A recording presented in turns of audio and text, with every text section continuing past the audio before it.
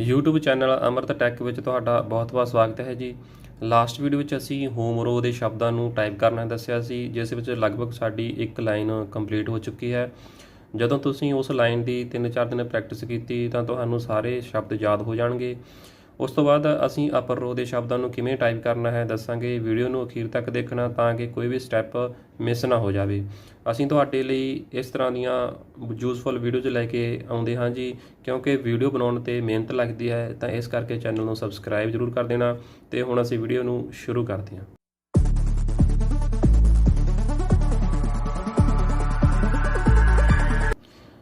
ਪਿਛਲੀ ਵੀਡੀਓ ਵਿੱਚ ਅਸੀਂ ਜਿਹੜੇ ਕਿ ਇਸ ਲਾਈਨ ਨੂੰ ਹੋਮ ਰੋ ਨੂੰ ਅਸੀਂ ਟਾਈਪ ਕਰਨਾ ਦੱਸਿਆ ਸੀ, ਕਿਸ ਤਰ੍ਹਾਂ ਤੁਸੀਂ ਉਸਨੂੰ ਟਾਈਪ ਕਰਨਾ।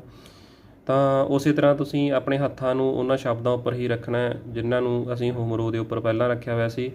ਉਸ ਤਰ੍ਹਾਂ ਹੱਥ ਨੂੰ ਰੱਖਣਾ ਹੈ। ਤਾਂ ਅਸੀਂ ਕੀ ਕਰਨਾ ਹੈ, ਸਾਡੀ ਜਿਹੜੀ ਇਹ ਛੋਟੀ ਉਂਗਲ ਆ, ਫਿੰਗਰ ਆ, ਲਿਟਲ ਫਿੰਗਰ ਆ, ਇਹਦੇ ਨਾਲ ਅਸੀਂ ਕਿਊ ਨੂੰ ਪ੍ਰੈਸ ਕਰਨਾ ਹੈ। ਦੇਖੋ ਸਾਡਾ ਹੱਥ ਜਿਹੜਾ ਕਿ ਇਹ ਏ 'ਤੇ ਵੀ ਆਏਗੀ, ਏ ਤੋਂ ਬਾਅਦ ਇਹ ਕਿਊ 'ਤੇ ਵੀ ਜਾਏਗੀ। ਉਸ ਤੋਂ ਬਾਅਦ ਜਿਹੜੀ ਸੈਕਿੰਡ ਫਿੰਗਰ ਆ ਉਹ ਸਾਡੀ ਐਸ ਨੂੰ ਪ੍ਰੈਸ ਕਰੇਗੀ, ਉਹ ਡਬਲ ਨੂੰ ਵੀ ਪ੍ਰੈਸ ਕਰੇਗੀ। ਇਸ ਤਰ੍ਹਾਂ ਇਹ ਇਸ ਤਰ੍ਹਾਂ ਉੱਪਰ ਨੂੰ ਜਾਂਦੀਆਂ ਨੇ ਫਿੰਗਰਸ, ਇਸ ਤਰ੍ਹਾਂ, ਅਤੇ ਇਸ ਤਰ੍ਹਾਂ ਨੀਚੇ ਨੂੰ ਆਉਂਦੀਆਂ ਨੇ।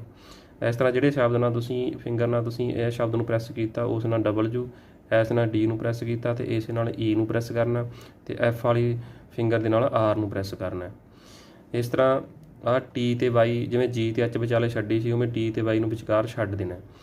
ਇਸ ਤਰ੍ਹਾਂ ਵੀ ਇਸ ਤਰ੍ਹਾਂ ਤੁਹਾਡੀ ਫਿੰਗਰ ਇੱਥੇ ਜਾਏਗੀ, ਆਹ ਇੱਥੇ ਜਾਏਗੀ, ਆਹ ਇੱਥੇ ਜਾਏਗੀ, ਅਤੇ ਆਹ ਕਿਊ 'ਤੇ ਜਾਏਗੀ।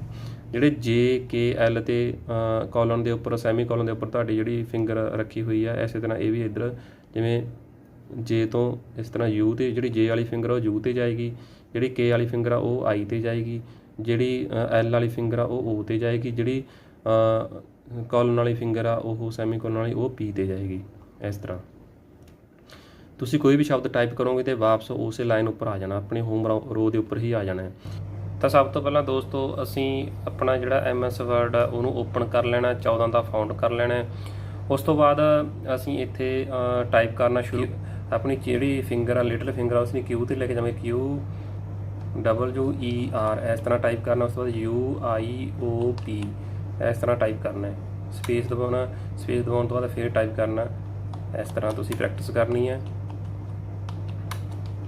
ਤੁਸੀਂ ਸ਼ੁਰੂ ਦੇ ਵਿੱਚ ਹੌਲੀ ਹੌਲੀ ਟਾਈਪ ਕਰਨਾ ਹੈ ਤਾਂ ਕਿ ਤੁਹਾਡੇ ਜਿਹੜੇ ਅੱਖਰ ਆ ਗਏ ਉਹ ਤੁਸੀਂ ਸਹੀ ਟਾਈਪ ਕਰੋ, ਕਿਉਂਕਿ ਸ਼ੁਰੂ ਦੇ ਵਿੱਚ ਤੁਸੀਂ ਸਪੀਡ ਵੱਲ ਧਿਆਨ ਨਾ ਦਿਓ, ਕਿਉਂਕਿ ਅਗਰ ਤੁਸੀਂ ਸਪੀਡ ਵੱਲ ਧਿਆਨ ਦਿੰਦੇ ਹੋ ਤਾਂ ਸ਼ੁਰੂ ਦੇ ਵਿੱਚ ਤੁਸੀਂ ਗਲਤੀਆਂ ਬਹੁਤ ਪਾਓਗੇ ਫਿਰ ਇਹਦੇ ਵਿੱਚ। ਇਸ ਕਰਕੇ ਗਲਤੀਆਂ ਨਹੀਂ ਕਰਨੀਆਂ, ਪਹਿਲਾਂ ਧਿਆਨ ਨਾਲ ਤੁਸੀਂ ਸ਼ਬਦਾਂ ਨੂੰ ਯਾਦ ਕਰਨਾ ਹੈ, ਟਾਈਪ ਕਰਨਾ ਹੈ। ਇਸ ਤਰ੍ਹਾਂ ਦੋਸਤੋ ਤੁਸੀਂ ਇਸ ਨੂੰ ਟਾਈਪ ਕਰਨਾ ਗਾ। ਤੁਸੀਂ ਇਹਦੇ ਉੱਪਰ ਤੁਸੀਂ ਘੱਟੋ ਘੱਟ 1 ਘੰਟਾ ਤੁਸੀਂ ਜਿਹੜੀ ਉੱਪਰ ਵਾਲੀ ਐਸ ਰੋ ਆ ਉਹਨੂੰ ਤੁਸੀਂ ਟਾਈਪ ਕਰਨਾ।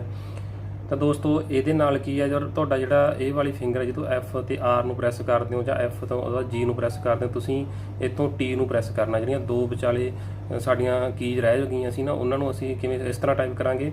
ਜੇ ਨਾਲ ਯੂ ਨੂੰ ਟਾਈਪ ਕਰ ਰਹੀਆਂ ਅਸੀਂ ਇਸ ਤਰ੍ਹਾਂ ਉੱਪਰ ਜਾ ਰਹੇ ਹਾਂ, ਤਾਂ ਵਾਈ ਨੂੰ ਵੀ ਅਸੀਂ ਇਸ ਫਿੰਗਰ ਨਾਲ ਜਿਹੜੀ ਕਿ ਫਸਟ ਫਿੰਗਰ ਨਾਲ ਟਾਈਪ ਕਰਨਾ। ਇਸ ਤਰ੍ਹਾਂ ਵਿੱਚ ਵਾਲੀਆਂ ਜਿਹੜੀਆਂ ਰਹਿ ਜਾਣਗੀਆਂ ਇਸ ਫਿੰਗਰ ਨਾਲ ਇਹ ਟਾਈਪ ਹੋਣਗੀਆਂ। ਤਾਂ ਦੋਸਤੋ ਤੁਸੀਂ ਕੀ ਕਰਨਾ, ਨਾਲ ਇਹਨਾਂ ਨੂੰ ਵੀ ਤੁਸੀਂ ਰਲਾ ਲੈਣਾ, ਐਂਟਰ ਦਾ ਬਟਨ ਪ੍ਰੈਸ ਕਰਨਾ।